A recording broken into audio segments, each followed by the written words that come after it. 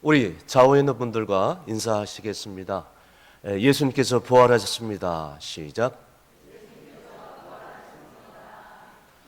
여러분, 부활의 기쁨이 정말 우리 가운데 임하여서 지치고 상한 영혼들이 새 힘을 얻게 되고, 낙심한 영혼들, 좌절한 영혼들이 부활의 능력으로 위로의 소망이 얻기를 주님으로 축원합니다.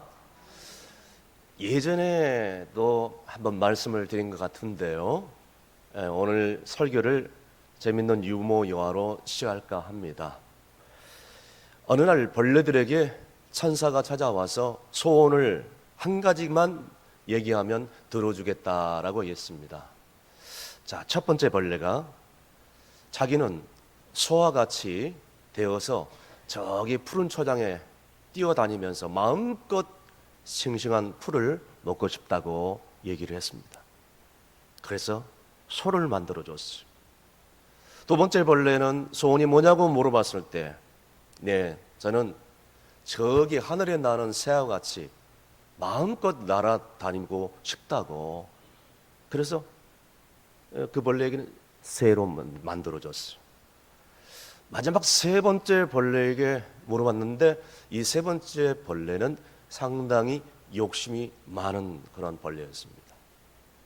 물어봤더니 나는 저 푸른 초장에 우직한 소도 되고 싶고, 그리고 저 하늘 날아간 마음껏 자유롭게 날아다니는 새도 되고 싶고, 그리고 또 여기저기 마음껏 내가 원하는 대로 돌아다니고 싶은 쥐가 되고 싶어요 라고 얘기했습니다. 천사가 고민에 빠진 거예요. 이거 어떻게 만들어주면 좋겠나. 소도 되고 싶고 새도 되고 싶고 쥐도 되고 싶다.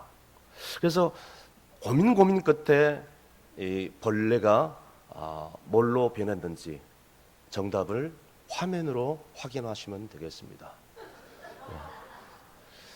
좌우에 있는 분들과 다시 한번 인사하겠습니다. 비웃으면 건강에 해롭습니다. 시작. 아직까지도 이해가 되지 않는 분들은 웃어야 될지 말아야 될지 고민 많이 하고 있습니다. 사랑하는 성도 여러분, 하나님이 주신 은혜에 대해서 우리가 감사하지 못하면 지금까지 하나님께서 주신 받은 은혜, 받은 축복, 우리가 간직하지 못하면 결국 우리는 끝내 불행한 삶을 살 수밖에 없다는 것을 우리 잊지 말아야 된다는 것입니다. 그런데 우리가 아무리 세상이 어렵고 흔들리고 정말 경제적으로 여러 가지 어려운 상황에 있을지라도 내 안에 어떤 고난 속에서도 주님을 의지하고 감사하면 하나님의 위로가 임하게 되고, 어떠한 상처를 받다 할지라도, 어떤 불행한 삶의 연속일지라도, 내가 정말 어떤 죽음이 앞을 가른다 할지라도 우리 주님이 함께 하시면 그 사람에게는 진정한 행복과 기쁨이 넘치게 될 줄로 믿을 수 있기를 바랍니다. 여러분, 인간이 가장 두려워하는 것이 죽음입니다. 죽음은 인간사에 있어서 끊임없이 인간들을 괴롭혀온 존재입니다. 우리가 피한다고 해서 피할 수 없는 게 죽음입니다. 그런데 요즘은 살기 힘들다고 해서 죽음을 피하는 것이 아니라 죽음을 오히려 찾아가는 사람들이 늘어나고 있다고 합니다. 아무리 돈이 많으면 무슨 소용이 있습니까? 절대 권력을 가져도 소용이 없습니다. 여러분, 건강해도 소용이 없어요. 사랑하는 성도 여러분, 가족이 천년만년 살고 싶어서 붙들어도 여러분 소용이 없습니다. 이 죽음이란 존재가 그렇습니다. 막을 수가 없는 것이죠. 그런데 정말 우리 인생에 살면서 가장 설레이는 날, 가장 기다리고 싶은 날, 정말로 우리 인생에서 가장 좋은 날, 여러분 언제입니까? 여러분, 우리가 태어난 날입니까? 부부가 결혼한 날입니까? 자식들이 시집 장가가는 날입니까? 내가 소원하는 그 소원이 응답되는 날입니까? 여러분, 이 인생에 있어서 우리 인간 사이에 있어서 가장 설레이고 가장 기다리고 마음 졸여 학수고대하는 날은, 저는 우리가 예수님처럼 부활하는 날인 줄로 믿을 수 있기를 바랍니다. 일찍이 우리가 잘 아는 고대 그리스 철학자 아리스토텔레스가 무려 125년 전에 이 친구에게 쓴 편지가 있는데 그 편지 속에는 이런 글이 적혀져 있었다고 합니다. 화면에 보시면 그렇게 기록이 되어 있는데, 기독교인들은 정말 이해하기 힘든 사람들이다. 사람이 죽어도 슬퍼하지 않고 기뻐하며 그들의 신에게 감사의 예식을 드린다. 그들은 장례를 위하여 묘지에 갈 때도 소풍을 가듯 노래를 부르고 감사합니다, 감사합니다 라고 말한다. 여러분, 이것은 초대교회 성도들의 부활의 신앙의 고백이고 영생에 대한 확신이라는 것을 여러분 이 고대 철학자를 통해서 증명한 줄로 믿으시길 바랍니다. 오늘 본문에 봉독한 말씀은 사도 바울이 쓴 글인데 부활에 대해서 상당히 중요한 메시지를 던져주고 있습니다. 부활의 중요한 말씀인데 첫 번째 우리가 물어야 될 것은 정말 죽은 자들이 어떻게 살아날 수 있겠느냐.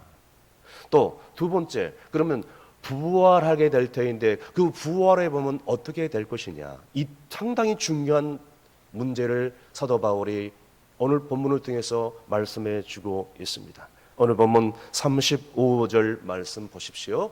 다 함께 읽습니다. 누가 묻기를 죽은 자들이 어떻게 다시 살아나며 어떠한 몸으로 오느냐 하리니. 아멘. 여러분, 오늘 본문의 말씀을 우리는 기준으로 해서 오늘 저는 정말 영광스러운 부활의 몸이라는 주제를 가지고 오늘 말씀을 나눌 테인데, 오늘 말씀을 듣는 우리 모두에게 부활의 신비를 깨닫는 시간이 될 수 있기를 간절히 바랍니다. 자, 첫 번째 질문은 죽은 자들이 과연 다시 살아날 수 있겠는가? 이 질문입니다. 이것은 부활의 신비에 해당되는 것이죠. 여러분, 죽은 자가 다시 살아날 수 있을까? 죽은 자가 다시 살아난다? 이건 상당히 중요한 신비스러운 문제 아니겠습니까? 여러분, 오늘 우리가 36절에 보면 오늘 사도 바울은 그 문제에 대해서 하나씩 해답을 제시를 하고 있습니다. 36절 말씀 다 함께 읽습니다. 어리석은 자여, 내가 뿌리는 씨가 죽지 않으면 살아나지 못하겠고. 아멘. 여러분, 바울은 이 부활의 신비를 자연의 법칙을 통해서 지금 설명을 해주고 있습니다. 이렇게 해야 이해를 할 수 있기 때문입니다. 자, 땅에 뿌려진 씨앗을 죽지만 썩어지지만 그대로 끝나는 것이 아니라 생명체로 다시 솟아나지 않느냐, 바울이 지금 얘기를 해주고 있는 것입니다. 자, 그런데 우리는 여기서 짚고 넘어가야 될 문제는 이 부활의 신비는 인간의 언어로 쉽게 설명할 수 있는 문제가 아니라는 것입니다. 그래서 우리 주님께서 이걸 증명하기 위해서 우리 주님이 부활의 첫 열매가 되어 주신 것입니다. 부활의 증거가 되신 것이죠. 그래서 15장 20절 말씀에 이렇게 기록되고 있습니다. 다 함께 읽습니다. 그러나 이제 그리스도께서 죽은 자 가운데서 다시 살아나사 잠자는 자들의 첫 열매가 되셨도다. 할렐루야. 여러분, 죽은 자들이 잠시 깨어난 그런 기적이 있습니다. 오늘 매스컴을 통해서 이런 것들을 종종 접하게 됩니다. 그런데요, 죽었다가 잠시 깨어난 것은 여러분 이 부활과는 전혀 다른 것입니다. 브루스 라슨이라는 목사님께서 쓴 저서 공포를 넘어서라는 이 책에 이런 얘기가 남아 있습니다. 유고슬라비아에 한 판사가 있었는데 그 판사가 어느 날 정기 감전을 당해서 이 세상을 떠나게 되었습니다. 사망을 하게 되었습니다. 그런데 유고슬라비아의 전통에 의하면 사람이 죽으면 공동 안치소에 24시간 동안 두었다가 땅에 묻는 풍습이 있었다고 합니다. 역시 이 정기 감전으로 사망한 이 유고슬라비아 판사도 공동 안치소에 안치를 시켰어요. 죽었던 판사가 그런데 한밤중에 깨어나고 만 것입니다. 깨어난 이 판사가 너무너무 기뻐가지고 견딜 수 없어서 자기 가족들을 향하여 집으로 향해 달려갔어요. 그런데 이 잠시 깨어난 죽었던 사람이 눈앞에 보이자 그 눈앞에 보인 이 판사를 바라보는 아내도 그 판사의 여동생 포함해서 가족 6명이 그 눈앞에 살아있는 판사를 보면서, 그 사람을 보면서 그냥 그 자리에서 뒤로 넘어가 기절해버리고 만 것입니다. 여러분, 이거는요 부활의 사건과는 약간 다릅니다.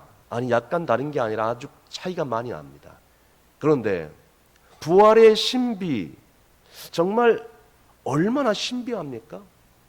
죽었다 깨어나도 사람들이 기절하고 놀라고 충격에 빠지는데, 여러분, 부활했다? 이거는 너무나도 신비로운 사건입니다. 그냥 죽었다 깨어나 이런 사건이 아니에요. 그걸 바라보고 가족들이 기절하는 그런 사건, 이런 거는 전혀 차원이 다릅니다. 이거를 부활과 어떻게 비교할 수 있겠습니까? 여러분, 다시 깨어났다 할지라도 죽음은 잠시 보류될 뿐입니다. 우리가 잘 알고 있는 나사로 아시죠? 나사로 죽은 자 사흘 만에 우리 예수님께서 다서 나사로를 살려냈어요. 그러니까 마르다와 마리아와 얼마나 좋아하는지 몰라요. 처음에는 정말 울었지만. 그런데 나사로 보세요.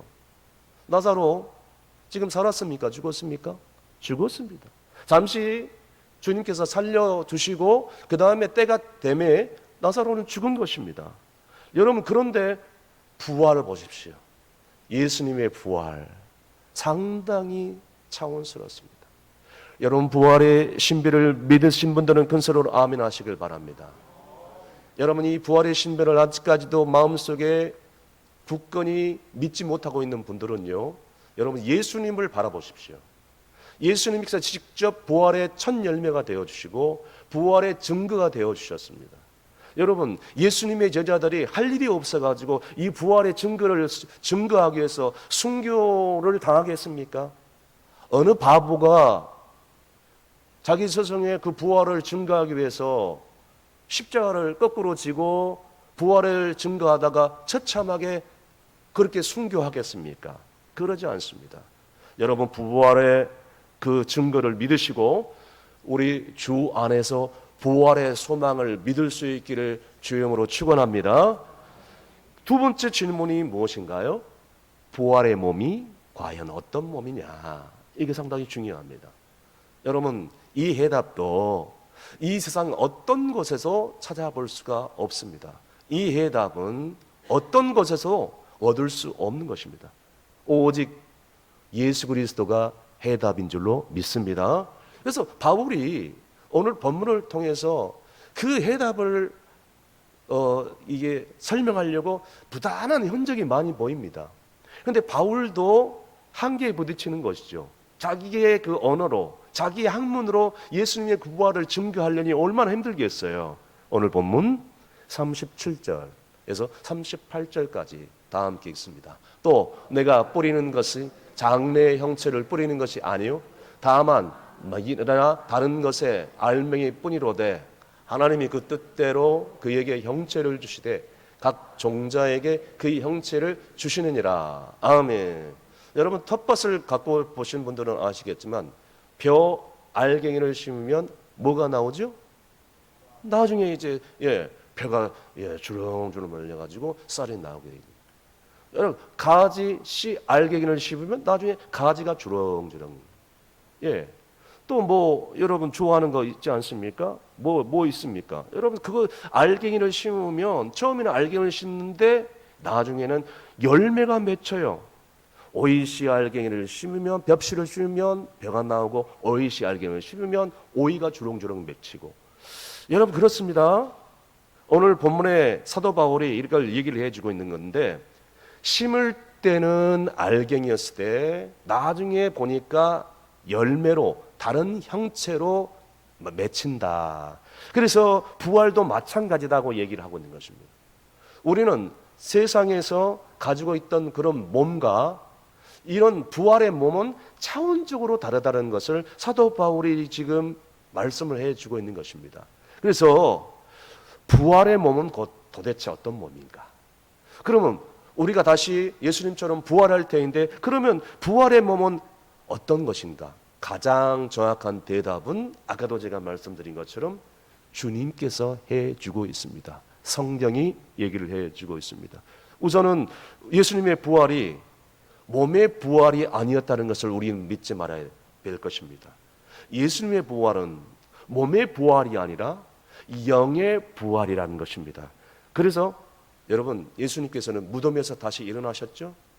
그래서 그 무덤 안에 묻힌 채로 그대로 있는 것이 아니라 그냥 영혼만 살아서 있는 것이 아니라 오늘 말씀해 보니까 육체가 무덤에서 다시 일어나 육체도 함께 부활했다. 그래서 슬픔과 절망에 빠져 있는 제자들을 직접 찾아간 거예요. 그래서 다시 한번 나를 만져보라. 창자국 있는 손을 만져보라고 얘기했더니 만집니다. 제자들이. 그리고 옆구리 그 창자국을 만져보라고 했을 때 제자들이 또 만져봅니다. 만져지는 거예요. 그 예수님의 부활은 바로 몸의 부활이었다는 것을 오늘 예수님께서 친히 강조를 해주고 있습니다. 자, 절망과 슬픔에 빠져 있는 제자들에게 찾아가셔서 예수님께서 뭐라고 말씀합니까? 누가복음 24장 38절에서 39절 말씀. 다음 읽습니다. 예수께서 이르시되 어찌하여 두려워하며 어찌하여 마음에 의심이 일어나냐? 내 손과 발을 보고 나인 줄 알라. 또 나를 만져보라. 영은 살과 뼈가 없으되 너희 보는 바와 같이 나는 있느니라. 아멘. 여러분, 부활의 몸은 정말 우리가 가지고 있는 몸과는 전혀 다른 몸이라는 것을 우리 주님께서 친히 증거를 해주고 있습니다. 주님께서 호련히 제자들에게 나타나셔서 절망과 슬픔에 빠져 있는 제자들에게 나타나셔서 제일 먼저 하신 말씀이 너희에게 평강이 있을지어다. 왜 이렇게 정말 낙심하고 어찌하여 의심하고 어찌하여 두려워하느냐라고 말씀하시면서 친히 두려워 떨고 있는 제자들에게 안심을 시키고자 소망을 주고자 부활의 주님께서 친히 생선을 직접 잡수시는 그런 내용이 성경에 기록되고 있습니다. 여러분, 예수님이 어떻게 이렇게 신비스럽게 제자들에게 다가가셔서 신비스럽게 말씀하시고 생선 조각을 드시고 그것도 신비스럽게 한순간에 호련히 싹 사라질 수 있을까요? 그의 몸은, 예수님의 몸은 이것이었어요. 시간과 공간을 초월했던 그런 몸이기 때문입니다. 그래서 호련히 나타나서 호련히 사라진 거예요. 아까도 지금 말씀드린 것처럼 이 부활의 예수님의 몸을, 이 신비스러운 부활의 신비를 어떻게 이 언어로 해석할 수 있을까? 증거할 수 있을까요? 예수님께서 친히 나타나셔서 이 두려워 떨고 있는 제자들에게 그걸 증명하신 것을 여러분 믿을 수 있기를 바랍니다. 여러분, 마찬가지입니다. 예수님께서 부활하실 그 부활의 영광에 우리가 참여하면 우리는 그 부활의 몸을 예수님께서 보여주신 대로 우리에게 덧입혀 주신다는 것을 우리는 잊지 마시길 바랍니다. 그래서 사도 바울이 이걸 증명하려고 계속해서 성경을 통해서 우리에게 말씀해 주고 있습니다. 고린도 후서 5장 1절에도 나와 있지요. 다 함께 읽습니다. 만일 땅에 있는 우리의 장막집이 무너지면 하나님께서 지으신 집 곧 손으로 지은 것이 아니요 하늘에 있는 영원한 집이 우리에게 있는 줄 아느니라. 아멘. 사도 바울은 장막에 대해서 설명을 해주면서 장막은 우리 육체와 똑같다라고 얘기를 해주고 있습니다. 그래서 지금 우리가 가지고 있는 이 육체의 껍데기, 이것이 장막이라고 지금 설명을 해주고 있습니다. 장막은 말씀에 나와 있는 것처럼 언젠가는 무너진다. 여러분, 아무리 건강보조식품을 많이 먹고 아무리 건강관리를 잘한다 할지라도 우리는 언젠가는 저 장막이, 아니 우리가 가지고 있는 이 장막이 무너지게 되어 있습니다. 우리는 약한 존재예요. 이렇게 깨어지기 쉬운 존재입니다. 저기 영락공원 화장터에 가면 1시간 30분이나 40분 되면 한 줌의 죄로 남는 게 바로 우리가 가지고 있는 이 육신이라는 것입니다. 여기까지 생각하면 불신자들과 세상 사람들은 절망입니다. 세상 사람들이 말하기를 인생은 여기서 끝났다라고 얘기합니다. 그런데 예수를 믿고 부활의 소망을 가지고 있는 사람들은 그렇게 말하지 않습니다. 거기에 동요되지 않습니다. 거기에 두려워 떨지 않습니다. 그 장막이 무너져도 이 육신의 껍데기가 한 줌의 흙으로 남는다 할지라도 두려워할 필요가 없는 것입니다. 왜냐하면 우리는 부활의 주님처럼 부활의 주님을 믿고 따르고 의지하면 우리 주님께서 부활하신 그 신령한 몸으로 우리에게 다시 한번 신령한 몸을 덧입혀 주시기 때문입니다. 사랑하는 성도 여러분, 그 몸은 지금 이 땅에 사는 우리가 세상에 쓰고 있는 병들고 약하고 병원에 들락달락거리고 이런 깨어지고 싶고 약해지기 쉬운 그런 육신의 몸이 아닙니다. 아까도 제가 말씀드린 것처럼 새로운 몸을 주시는데 하늘에서 성도에게 주실 몸은 아주 신령한 몸, 감히 이 언어로 해석할 수 없는 신비스러운 부활의 몸이라는 것입니다. 그래서 요한계시록에도 그렇게 말씀하시죠. 비록 이 땅에 사는 동안 애통이 있고 사망이 있고 또 병들고 곡하는 것이 있고 아픈 것이 있으나 그런 몸 다시 잊지 않는 그런 놀라운 몸을 우리에게 주시겠다, 이렇게 말씀해 주시는 것입니다. 사랑하는 성도 여러분, 병들어 바짝 마른 노인들에게 부활 시에는 아주 완벽하고 가장 아름다운 몸을 주신다는 것을 믿을 수 있기를 바랍니다. 육신의 장애를 가지고 있는 성도들이 있다면 부활 시에는 가장 아름답고 찬란한 완벽한 몸을 주신다는 것을 믿을 수 있기를 바랍니다. 세상을 떠날 때 말기암으로 뼈만 망상하게 남아있는 그런 사람들에게 부활 시에는 가장 완벽하고 가장 아름다운 것으로 덧입혀 주신다는 것을 믿으신 분들은 큰 소리로 아멘 하시길 바랍니다. 지금 믿음으로 아멘 하시는 분들은 정말 그렇게 부활 시에 부활의 주님께서 만들어 주실 줄로 믿을 수 있기를 바랍니다. 그래서 사도 바울은 오늘 본문의 결론적으로 44절 말씀에 이렇게 말씀해 주고 있습니다. 다 함께 읽습니다. 육의 몸으로 심고 신령한 몸으로 다시 살아나는 육의 몸이 있은즉 또 영의 몸도 있느니라. 아멘. 어떤 나이 많은 권사님이 계셨는데 신앙이 좋은 그런 남편 우리 장로님께서 어느 날 갑자기 교통사고를 당해가지고 다리를 하나 잃어버렸습니다. 그러다가 투병 생활을 하다가 시간이 흘러 세상을 떠나게 되었습니다. 권사님은 남편 장로님만 생각하면 너무나도 애처롭고 너무나도 정말 사랑했던 남편, 정말로 신실하게 교회를 섬겼던 장로님이 어느 날 갑자기 다리 하나 잃고 세상을 떠나버렸으니, 사랑했던 사람이 훌쩍 떠나버렸으니 얼마나 애처롭고 가슴이 아팠겠어요. 눈물로 세월을 보내는 것입니다. 아침에 눈을 떠도 눈물 흘리고 밤에 잠자리에 들어도 남편 생각하면 눈물밖에 나오지 않아요. 밤낮으로 눈물을 흘리며 우울증에 걸려서 그렇게 살 수밖에 없었어요. 그러나 어느 날이었습니다. 이 권사님이 꿈을 꿨는데 남편 장로님이 그 꿈속에 찾아오신 것입니다. 그리고 함께 부활의 주님도 찾아오신 것입니다. 부활의 주님 옆에 사랑했던 남편 장로님이 서 계신 것입니다. 그런데요, 깜짝 놀란 이 광경이 펼쳐집니다. 다리가 하나 없던 그 장로님이 온전한 다리, 온전한 몸으로 눈앞에 있는 것이 너무나도 깜짝 놀란 것이죠. 남편 장로님이 목발도 짚지 않았어요. 휠체어에도 앉아있지 않았습니다. 얼굴에는 환한 미소를 짓고 있는 것입니다. 멀쩡한 그런 온몸을 가지고 그냥 서 있는 것입니다.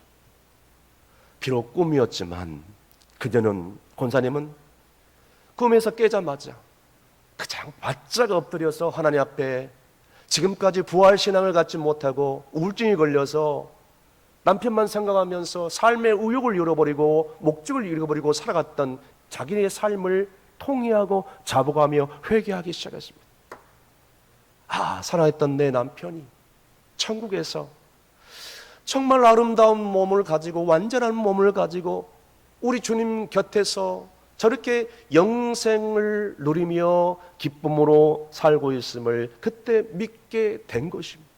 그리고 더 이상 이 권사님은 슬퍼 울며 눈물 짓지 않고 감사함으로 남은 생에 하나님의 영광을 돌리게 됐다는 것입니다. 할렐루야. 사랑하는 성도 여러분, 다시 묻겠습니다. 부활의 신비를 믿으십니까? 다시 한번 물어보겠습니다. 다른 분들이 아멘 하신다고 따라하지 마시고요. 하나님께서 지금 묻고 있습니다. 부활의 신비를 믿으십니까? 영광스러운 몸의 부활을 믿습니까? 하나님이 우리에게 주실 부활의 몸은 지금 우리가 가지고 있는 이 몸과는 전혀 차원이 다른 가장 신비스러운 몸, 가장 신령한 몸, 가장 아름답고 최고의 거룩한 몸인 줄로 믿을 수 있기를 바랍니다. 말씀의 결론을 내립니다. 우리 주님께서 사망 권세를 이기고 죽음에서 부활하셨습니다. 주님의 부활 속에 우리의 부활도 담겨져 있는 것입니다. 마지막 날에 우리는 모두가 부활의 주님처럼 호련히 변화될 것입니다.